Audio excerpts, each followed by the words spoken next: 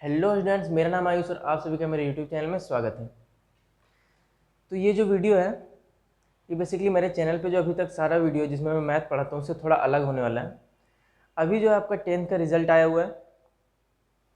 Almost सबका 10th का result आ गया है, जैसा भी आया अच्छा आया ख़राब आया उस पर अब ज़्यादा ध्यान नहीं देना है। अब आपको क्या सबसे बड़ा प्रॉब्लम हो रहा है कि इसके आगे जो है वो आपको कौन सा स्ट्रीम लेना है, क्या आप साइंस लेंगे या कॉमर्स लेंगे या आर्ट्स लेंगे। तो सबसे बड़ा जो प्रॉब्लम अभी हो रहा है स्टूडेंट्स को वो यही हो रहा है कि कौन सा स्ट्रीम उन्हें लेना चाहिए और क्या उनके लिए अच्छा होगा। तो इस वीडियो को पूरा देखिएगा। अगर आपको ये प्रॉब्लम हो रही है तो मैं स्टेप बाय स्टेप बताऊंगा कि क्या आपको करना चाहिए ताकि आप सही स्ट्रीम का चुनाव कर सकें जो कि आगे आपके लिए हेल्पफुल हो। तो बहुत सारे स्टूडेंट्स को क्या होता है कि वो हड़बड़ी में या बिना सोचे समझे कोई भी एक ऐसा स्ट्रीम पकड़ लेते हैं जो उनके लिए बहुत बड़ा प्रॉब्लम हो जाता है आगे चल के। क्यों?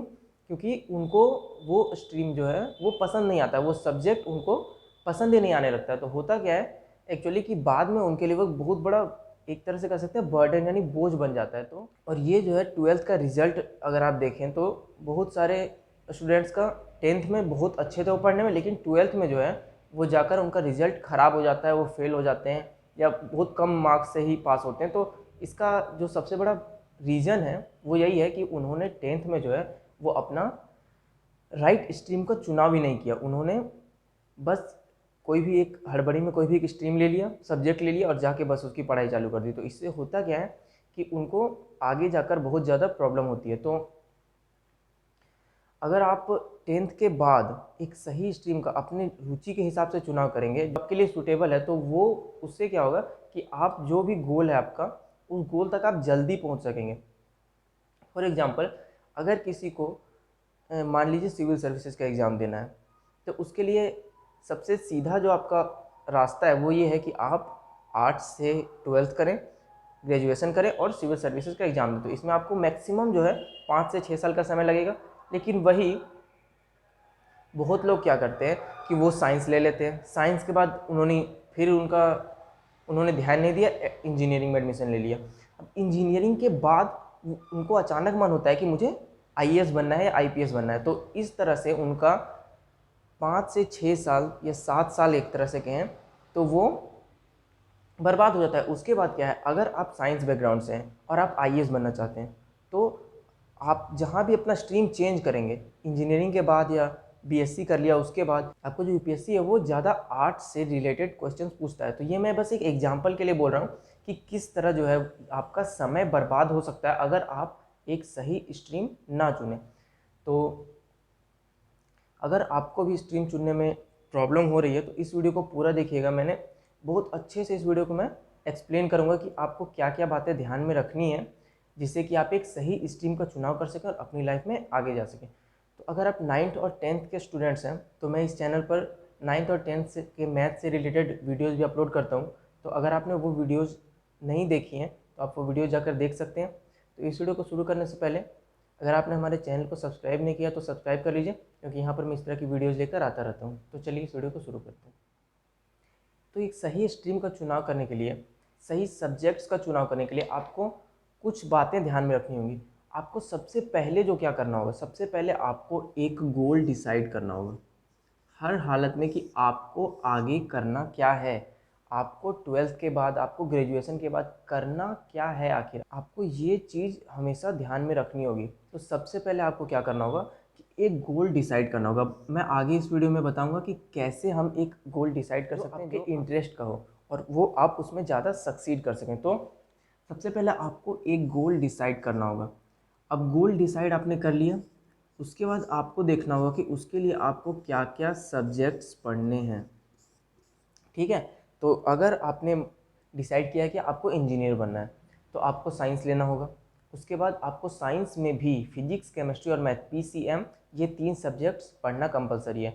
अगर आपको डॉक्टर बनना है तो फिजिक्स, केमिस्ट्री और बायोलॉजी। तो इस प्रकार से अगर आपको और भी कोई स्ट्रीम आप देखना चाहेंगे तो उनमें से उसके अकॉर्डिंग आपको सब्जेक्ट चुनना होगा। अब आप इसके लिए आप इंटरनेट की मदद ले सकते हैं या आपके घर में कोई आपके बड़े भैया होंगे या कोई ऐसे जिनको नॉलेज है इनके बारे में, या आपके आसपास कोई ऐसे व्यक्ति होंगे जिनको नॉलेज है इस बारे में, तो आप उनसे इस बारे में राय ले सकते हैं कि क्या क्या सब्जेक्ट्स उसके लिए ज़रूरी हैं। और इंटरनेट एक ऐसी चीज़ है जिससे आप कुछ भी नॉलेज निकाल सकते हैं। तो यहाँ से आपको सब्जेक्ट्स चुनना होगा। अब इसके बाद तीसरा पॉइंट है,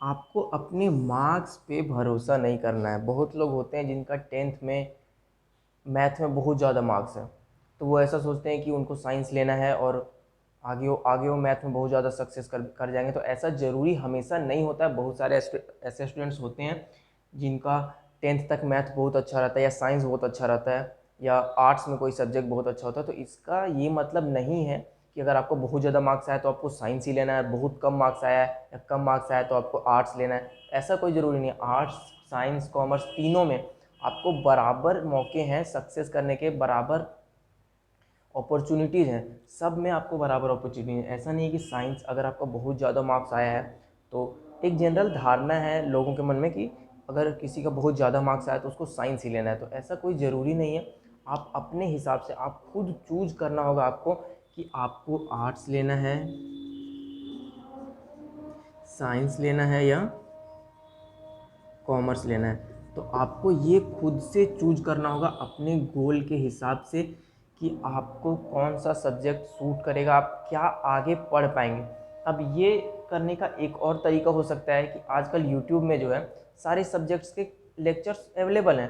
तो आपको क्या करना है, आपको आर्ट्स में अगर आपने आर्ट्स चूज किया, अब आर्ट्स में भी आपको 5 सब्जेक्ट रखना है, 5 या 6 सब्जेक्ट जो भी आपको रखना है। तो आपको कौन कौन सा सब्जेक्ट अच्छा लगता है, तो आप क्या करिए, आप उन सब्जेक्ट्स का सिलेबस निकाल लीजिए। अभी आपके पास टाइम है, अभी जो है आपके पास 1-1.5 महीना आराम से टाइम है। और उस टाइम में आप क्या कीजिए, आपको जो भी सब्जेक्ट्स अच्छा लगता है, हिस्ट्री हो गया, पॉलिटिकल साइंस हो गया, इकोनॉमिक्स हो गया, ऐसा जो भी सब्जेक्ट्स आपको अच्छा लगता है उन सब्जेक्ट्स के आप लेक्चर्स देखिए। आप 1 लेक्चर 2 लेक्चर देखिए, आपको खुद समझ में आने लगेगा कि मुझे ये सब्जेक्ट मुझसे पढ़ा जाएगा नहीं। क्योंकि 11th-12th में जो है 10th के अपेक्षा सिलेबस ज़्यादा होता है, नॉलेज ज़्यादा आपको गेन करना होता है। 11th-12th में जो है थोड़ा बर्डन ज़्यादा होता है 10th के हिसाब से। तो सबसे पहले अगर आप साइंस में भी आप कंफ्यूज हैं कि आप मैथ लें या बायो लें, तो आप एक काम कीजिए, सबसे अच्छा है कि आप मैथ के कुछ लेक्चर्स देख लीजिए। यूट्यूब पे तो आजकल सब अवेलेबल है, तो मैथ के कुछ लेक्चर्स देख लीजिए, शुरू के कुछ लेक्चर्स बायोलॉजी के देख लीजिए। आपको देखिए आपको क्या ज़्यादा समझ में आ रहा है, क्या अच्छा लग रहा है आपको, उस हिसाब से आपको जो है वो अपना सब्जेक्ट चूज करना होगा। अब सब आते हैं गोल की तरफ। जो पहला था कि इसे हमें किस तरह चूज करना है, तो गोल को चूज करने के लिए आपको क्या करना होगा, सबसे पहले समय लीजिए। ऐसा नहीं कि आज मैंने सोचा और कल मुझे ये करना है, तो ये जल्दीबाजी में जितना आप फैसला लेंगे वो आपके लिए नुकसानदेह साबित होगा। क्योंकि गोल जो है इस पे आपकी पूरी लाइफ डिपेंड करने वाली है। आप जो चूज कर लेते हैं आपको आगे वही परस्यू करना पड़ेगा, और बहुत कम चांस है कि आप उसे चेंज कर पाएँ। तो आप समय लीजिए, आराम से बैठिए, इंटरनेट पे रिसर्च कीजिए, आपको क्या अच्छा लगता है, आपको आपकी रुचि किस में है, क्या आप पढ़ सकते हैं और क्या कर सकते हैं। इन सब चीज़ों का आंसर आप आजकल इंटरनेट पे सब कुछ अवेलेबल है। आप अपने टीचर्स की हेल्प ले सकते हैं। अगर आपको मुझसे कुछ हेल्प चाहिए तो आप मेरी वीडियोज़ पे भी कमेंट कर सकते हैं। मैं वहाँ कोशिश करूँगा कि आपकी सारे डाउट्स को सॉल्व कर सकूँ। तो इस तरह आप अपना गोल चूज कीजिए, उसके बाद सब्जेक्ट चूज कीजिए, और बस अपने मार्क्स पे बिलीव मत कीजिए कि मेरा मार्क्स बहुत ज़्यादा है तो हमको साइंस ही लेना है, मेरा मार्क्स कम है तो हम साइंस नहीं कर पाएंगे या हम फेल हो जाएंगे। ऐसा कोई बात नहीं है। अगर आपका मार्क्स कम है और आपको साइंस में रुचि है, अगर आपको मैथ अच्छा लगता है, अगर आपको फिजिक्स अच्छा लगता है, केमिस्ट्री बायोलॉजी अच्छा लगता है, तो आप साइंस ले सकते हैं। अगर आपको ये अच्छा नहीं ले सकता, आप देखिए कॉमर्स में आपको अगर मैथमेटिक्स अच्छा लगता है, नंबर से खेलना अच्छा लगता है, यानी अकाउंट्स हो गया, प्लस माइनस, तो ऐसे अगर आपको अच्छा लगता है तो कॉमर्स ले लीजिए। अगर आपको हिस्ट्री पढ़ने में बहुत अच्छा लगता है या पॉलिटिकल साइंस इकोनॉमिक्स पढ़ने में बहुत अच्छा लगता है तो आर्ट्स ले लीजिए। उनमें से आपको चूज करना होगा, क्योंकि जितना ज़्यादा टाइम आप कंफ्यूज रहेंगे कि हम क्या लें क्या ना लें, आपके पास समय उतना कम होता जाएगा। अगर आप अभी चूज कर लेते कि आपको क्या सब्जेक्ट्स लेना है, तो आपके पास एक्स्ट्रा 1 मंथ या कुछ ऐसा टाइम रहेगा जिसमें से आप अच्छे से इसके इन सब के लेक्चर्स देख सकते हैं कि आपको क्या सूट कर रहा है, आप क्या पढ़ना चाहते हैं, ये सब चीज़ों को आपको ध्यान में रखना होगा। तो सबसे पहले एक बार मैं फिर से रिवाइज़ कर दे रहा हूँ कि क्या क्या आपको करना है। सबसे पहले आप चूज़ कीजिए कि आपको करना क्या है, आपको करना क्या है, उसके लिए आपको किन सब्जेक्ट्स की ज़रूरत पड़ेगी। उसके बाद उन सब्जेक्ट्स में भी जैसे सबसे पहले आपको तो स्ट्रीम चुनना होगा कि साइंस है लें, आर्ट्स लें या कॉमर्स लें। अब इस स्ट्रीम में आपको सब्जेक्ट्स चुनने होंगे। अगर आप यूपीएससी का एग्ज़ाम देना चाहते हैं तो आपको उसके हिसाब से सब्जेक्ट्स लेने होंगे। अगर आप चाहते हैं कि आप इंजीनियर बने, डॉक्टर बने, पायलट बने या कोई भी चीज़ ऐसी, तो आपको उसके हिसाब से जो है आपका सब्जेक्ट चूज करना होगा। तो फिलहाल इस वीडियो में तो मैं इतना ही रख रहा हूँ। अगर आपको कोई भी डाउट हो रहा है कि स्ट्रीम सिलेक्शन से लेकर, तो आप कमेंट करके मुझे पूछ सकते हैं या आप मुझे इंस्टाग्राम पर भी फॉलो कर सकते हैं, वहाँ आप मुझे मैसेज करके पूछ सकते हैं। तो कहीं भी अगर मेरी तरफ से जितनी हेल्प होगी मैं आपको हेल्प करने की कोशिश करूँगा। अगर आपको ये वीडियो अच्छी लगी तो इस वीडियो को लाइक करें, शेयर करें, हमारे यूट्यूब चैनल को सब्सक्राइब करें। मैं मिलता हूँ आपको नेक्स्ट वीडियो में, तब तक के लिए बाय।